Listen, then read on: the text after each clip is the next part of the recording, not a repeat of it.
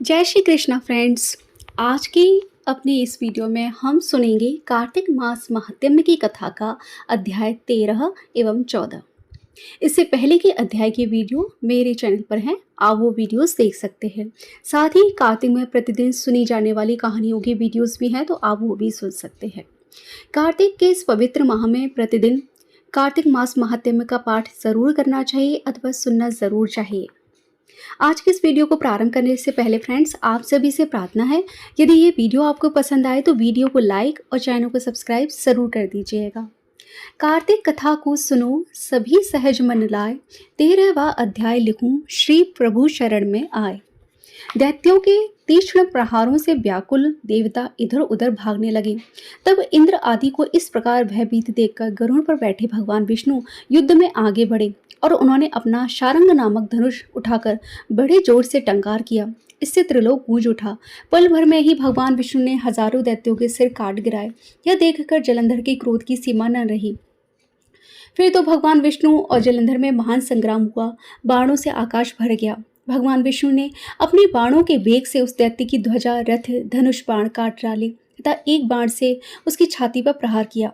इससे व्यथित हो उसने अपनी गदा उठाकर गरुड़ के मस्तक पर दे मारी। गरुड़ पृथ्वी पर गिर पड़ा। साथ ही भगवान विष्णु की छाती में भी तीक्ष्ण बाण मारा। इसके उत्तर में भगवान विष्णु ने उसकी गदा काट दी और अपने शारंग धनुष पर बाण चढ़ाकर उसको बीधना आरंभ किया। जलंधर भी उन पर अपने पैने बाण बरसाने लगा। उस समय जलंधर ने भगवान को कई पैने बाण मारकर उनके दिव्य धनुष को काट दिया। धनुष कट जाने पर भगवान ने गदा उठा ली और जलंधर को खींचकर मारी, परंतु वह उस अग्निवत अमोघ गदा की मार से वह विचलित ना हुआ और मंदोन्मत्त हाथी के समान गदा की मार को फूल की माला ही जाना। उसने क्रोधित होकर अग्निमुख त्रिशूल उठाकर भगवान विष्णु पर छोड़ दिया। भगवान ने शिव जी के चरणों का स्मरण कर नंदक नामक त्रिशूल से उसके त्रिशूल को छेद दिया। जलंधर ने झपटकर भगवान की छाती में एक मुक्का मारा। इसके उत्तर में भगवान विष्णु ने उसकी छाती पर अपने मुक्के का प्रहार किया। फिर दोनों घुटने टेक कर बाहु युद्ध करने लगे। कितनी ही देर तक भगवान उसके साथ युद्ध करते रहे। जब वे कुछ थक गए तब सर्वश्रेष्ठ मायावी से भगवान उस महादैत्य से मेघवाणी में बोले कि हे रण दुर्मुद दैत्य श्रेष्ठ, तू धन्य है जो इस महायुद्ध में इतने बड़े बड़े आयुधों से भी भयभीत ना हुआ। तेरे इस युद्ध से मैं बड़ा प्रसन्न हूँ। तू जो चाहे वर मांग ले, मैं अदय वस्तु भी आज तुझे दे दूंगा। मायावी भगवान विष्णु की ऐसी वाणी सुनकर जलंधर ने कहा कि हे भावुक, यदि आप मुझ पर खुश हैं तो यह वर दीजिए कि आप मेरी बहन के साथ अपने सारे कुटुंबियों सहित मेरे घर पर निवास करें। नारद जी कहते हैं कि ऐसे वचन सुनकर भगवान को खेद तो हुआ, किंतु उसी क्षण उन देवेश ने तथास्तु कह दिया। अब भगवान विष्णु सब देवताओं के साथ जलंधरपुर में जाकर निवास करने लगे। जलंधर अपनी बहन लक्ष्मी और देवताओं सहित भगवान को वहां पाकर बड़ा प्रसन्न हुआ। फिर तो देवताओं के पास जो रत्न आदि थे उनके स्थान पर दैत्यों को स्थापित करके जलंधर पृथ्वी पर आया। निशुंभ को पाताल में स्थापित कर दिया। देव, दानव, यक्ष, गंधर्व, सर्प, राक्षस, मनुष्य आदि सबको अपना वशवर्ती बनाकर त्रिभुवन पर शासन करने लगा। उसने धर्मानुसार सुपुत्रों के समान प्रजा का पालन किया और उसके धर्म राज्य में सभी सुखी थे। यहाँ पर कार्तिक मास महात्म्य की कथा का 13वां अध्याय पूरा हुआ। बोलिए श्री विष्णु भगवान की जय। अब हम सुनेंगे 14वें अध्याय की कथा। कार्तिक मास का आज लिखूं 14वां अध्याय। श्री हरि कृपा करें, श्रद्धा प्रेम बढ़ाए। हे राजन, इस प्रकार उसको धर्मपूर्वक राज्य करते देखकर देवता क्षुब्ध हो गए। उन्होंने देवादिदेव भगवान शंकर का मन में स्मरण करना प्रारंभ कर दिया और कितनी ही प्रकार से उनकी स्तुति की। तब भक्तों की कामना पूरी करने वाले शंकर जी ने नारद जी को बुलाकर देव कार्य करने की इच्छा से उनको देवपुरी भेजा। नारद जी भगवान शंकर की आज्ञा से देवपुरी में गए।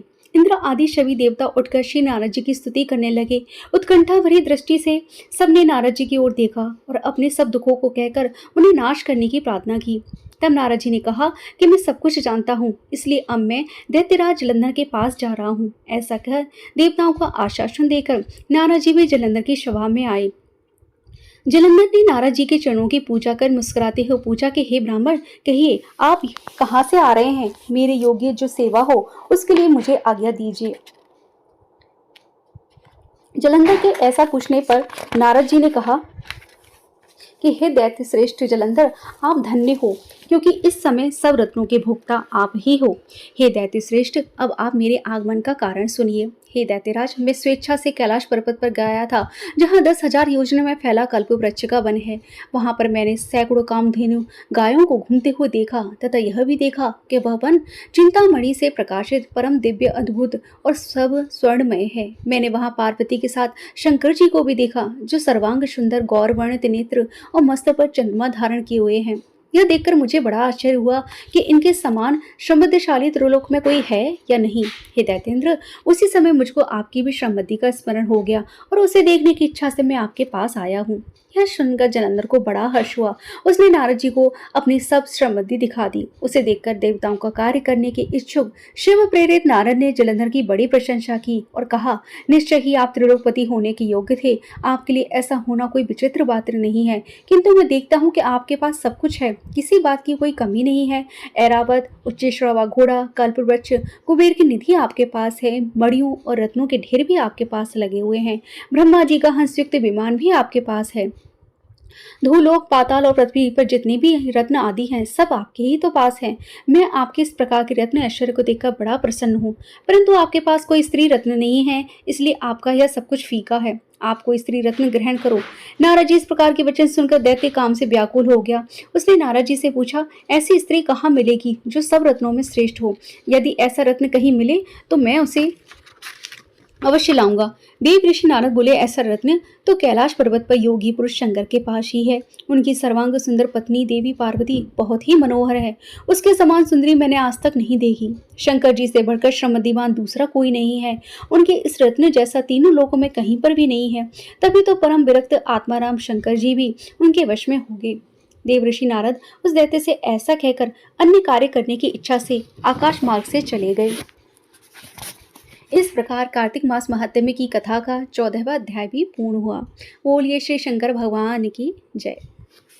बोलिए कार्तिक के ठाकुर की जय। अब अपनी अगली वीडियो में हम इसके आगे के अध्याय की कथा सुनेंगे। फ्रेंड्स, यदि आप कार्तिक में सुनी जाने वाली जो कहानियाँ हैं उसकी वीडियोस देखना चाहते हैं तो वो भी मेरे चैनल पर हैं, तो आप वो वीडियोस ज़रूर देख सकते हैं। आज की ये वीडियो यदि पसंद आई है तो प्लीज़ इस वीडियो को लाइक करके ज़्यादा से ज़्यादा शेयर ज़रूर कर दीजिए। चैनल पर यदि पहली बार आए हैं तो प्लीज़ इस चैनल को सब्सक्राइब कर दीजिए। जय श्री कृष्णा फ्रेंड्स।